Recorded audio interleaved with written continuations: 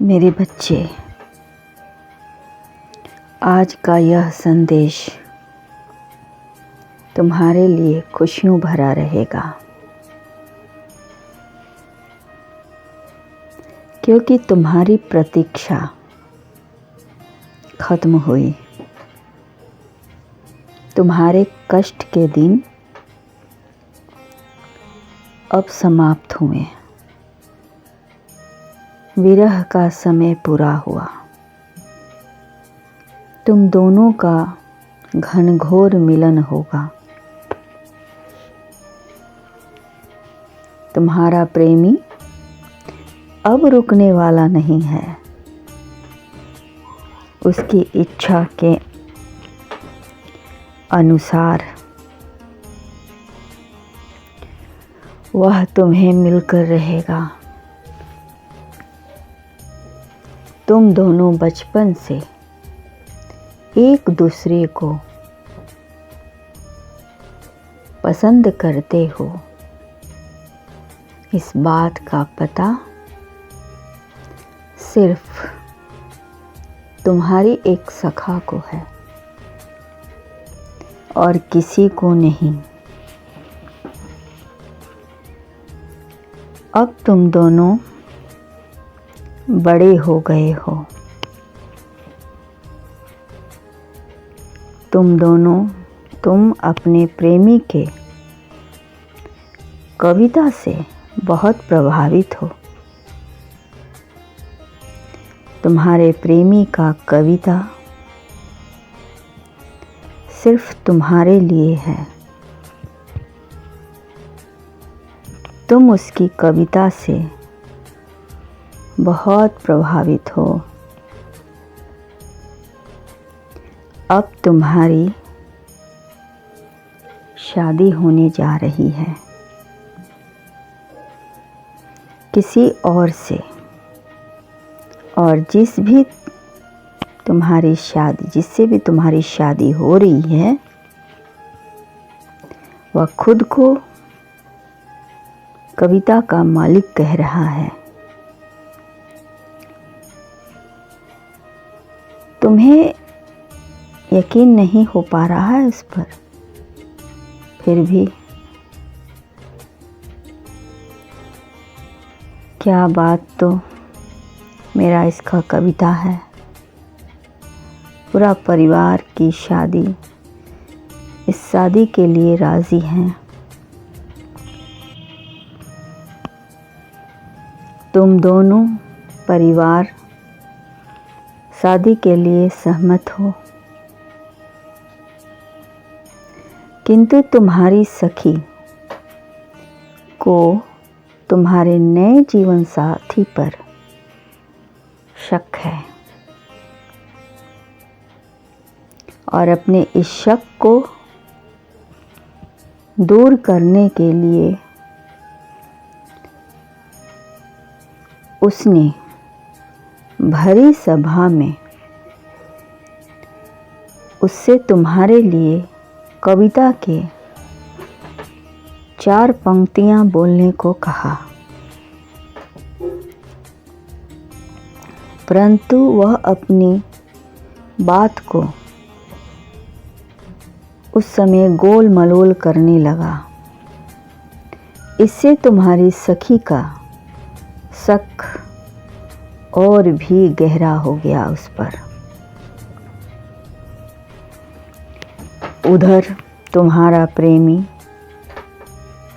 बहुत दुखी है।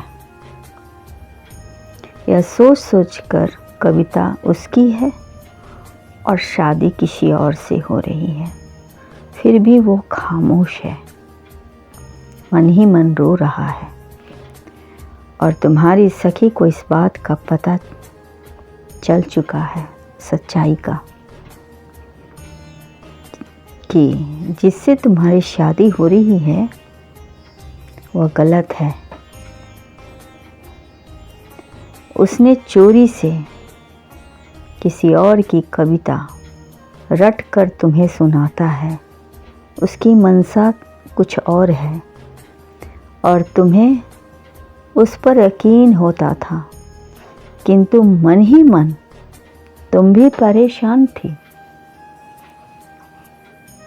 जब एक कविता बोल नहीं सका तो एक कविता कैसे लिखता होगा। उसने बहाना बना दिया। तुम्हें भी उस पर अब संदेह होने लगा।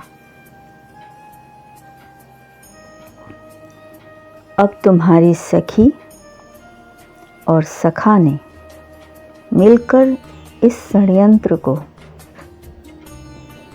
सबके सामने लाने का प्रयत्न किया और उन्होंने तुम्हारे प्रेमी को पास बुलाया और तुम्हारे माता पिता और उस लड़के के माता पिता से अनुरोध किया कि जिससे यह प्रेम करती है वह आपका बेटा हो ही नहीं सकता, क्योंकि जो दिन रात कविता लिखता है वह कहीं भी कविता बना सकता है, परंतु आपका बेटा तो 2 शब्द भी नहीं बना पाया। रटी रटाई किसी और की कविता बोलता था। इसकी मंशा कुछ और है। इसलिए शादी एक पवित्र बंधन है। यह कई जन्मों का संगम है और इस पवित्र बंधन की शुरुआत झूठ पर नहीं हो सकती है। इसे सच बताना होगा। तब लोगों ने कहा कि असली कविता का मालिक कौन है। तब तुम्हारी सखी और सखा ने इसका राज सबके सामने लाया और बताया कि कविता इसके प्रेमी का है, जो बचपन से ही इसके लिए लिखता आ रहा है और आपकी बेटी तब से कविता लिखने वाले से प्रेम करती है। यह दोनों बचपन के साथी हैं। बड़े होने पे एक दूसरे को नहीं देखे हैं, सिर्फ कविता के माध्यम से इन दोनों का इस बात पर किसी को यकीन नहीं हुआ। तब उसने तुम्हारे सखा सखी ने कहा, अभी दूध का दूध और पानी का पानी हो जाएगा। उसने तुम्हारे प्रेमी को कहा, एक कविता सुनाओ। तब तुम्हारा प्रेमी ने झट से एक के बदले कई कविता बना डाला और सुना डाला। अब तो तुम्हें भी यकीन हो गया कि तुम्हारा असली प्यार कौन है। उस लड़के को उसके किए की दंड मिला और तुम्हारा प्रेमी तुम्हें मिल गया। अब गिले शिकवे के समय समाप्त हुए। तुम्हारा घनघोर मिलन होगा। अब तुम्हारा प्रेमी रुकने वाला नहीं है, वह तुम्हें मिलकर रहेगा। यह मेरा आशीर्वाद है। खुश रहो, तुम्हारा सदा कल्याण हो।